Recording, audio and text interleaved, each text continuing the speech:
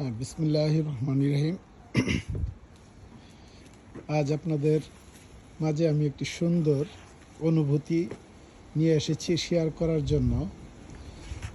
কারণ আমাদের গার্ডেনের পরিত্যক্ত গার্ডেন মূলত, কারণ আমরা বাংলাদেশে গিয়েছিলাম 2 মাসের জন্য এবং আমার ওয়াইফের খুব শখের এই গার্ডেনটি খুব সুন্দর করে সে করেছিল, কিন্তু দেশে যাওয়ার কারণে 2 মাস পরিত্যক্ত থাকার কারণে যা হয়,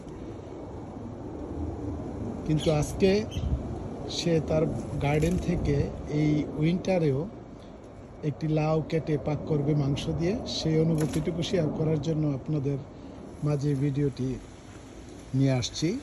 এবং আমার ওয়াইফ খুব আজকে excited, very excited, so we can not wait to share this great pleasure for this law, because it is quite impossible to harvest at this moment because of this winter, and then it was for left 2 months. So thank you very much for watching us.